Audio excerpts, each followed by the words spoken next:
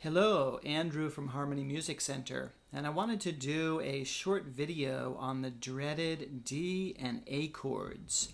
These are two really important chords for beginners to learn, and they're challenging because they use several fingers and the fingers are in a really cramped space.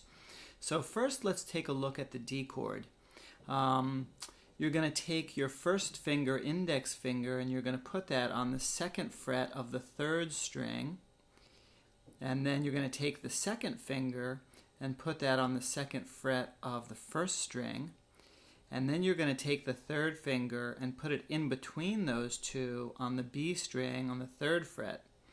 So one of the challenges with this chord is to have each finger fretting a different string and not touching any adjacent strings, and that really requires that that you really have those fingers in the right position.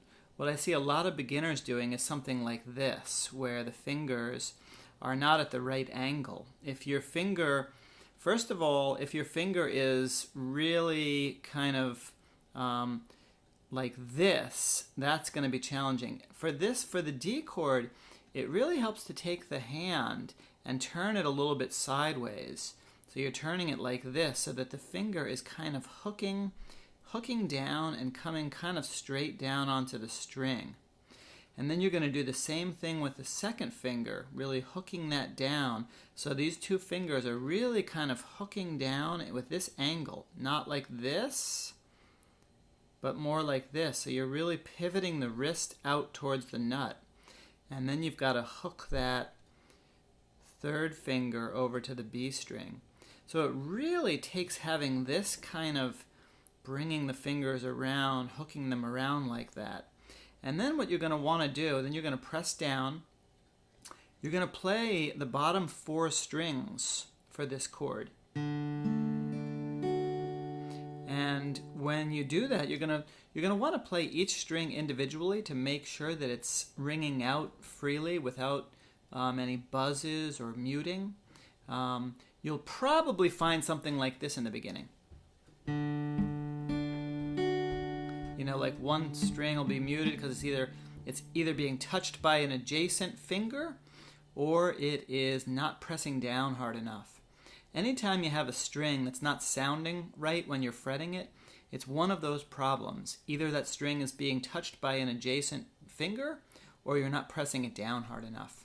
And so it's really good to go through each note and see where you have the problem. And that helps you kind of diagnose which finger is problematic, which string is problematic, and then work on correcting that. So I know that's a hard one, and it's inevitable that you just have to work at this, and it takes time. One exercise that I recommend is to play the chord, and then take your fingers off, just touch the strings without pressing down, and then play the strings muted like that, and then fret it again.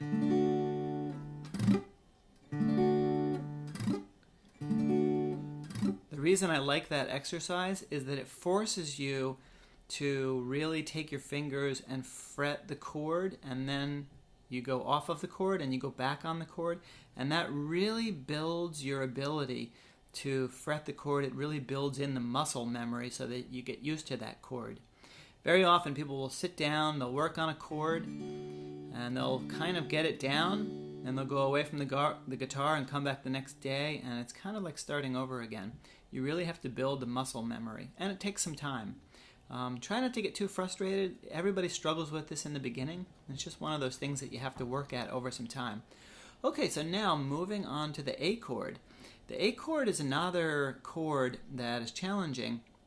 And there are several ways that people play this chord, but I'm going to recommend one specific way that you finger this chord. Start out with the middle finger, and you're going to place that middle finger on the fourth string, second fret. Then you're going to take the third finger, the ring finger, and you're going to place that on the third string, second fret. And then you're going to take the pinky and place it on the second string, second fret.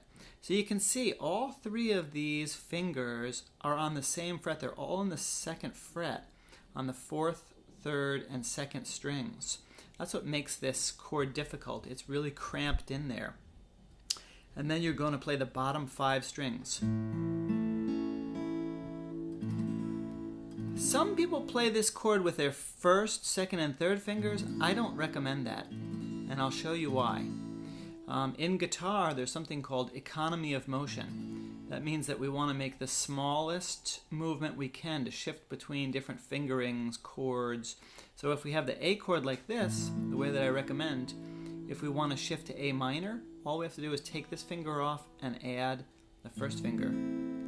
If we're doing it this way, we have to take all the fingers off and move them around, and that's more motion. It takes longer. It's better like this.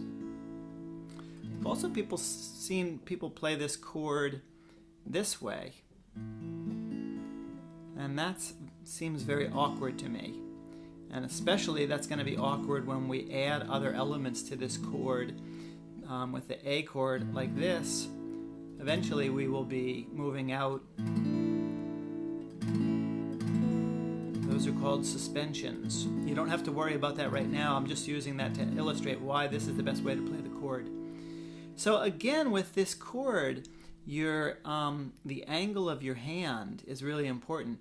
And if you start really like putting your palm against the bottom of the guitar, you're going to want to turn your hand. You're going to want to shift your hand a little bit like this. And once again, it's really important that you're hooking those fingers around so that the fingers are coming down relatively straight down onto the string. That's going to give the best angle. And once again, it's really helpful to play each string individually.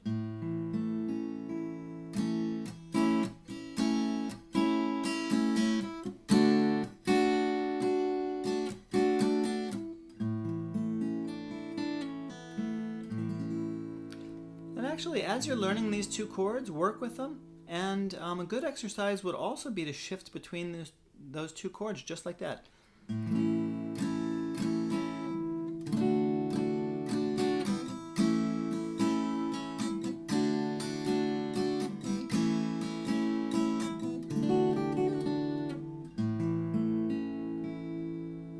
So keep working at that. Try not to get too frustrated. It definitely takes time. Have fun, and I'll talk to you soon.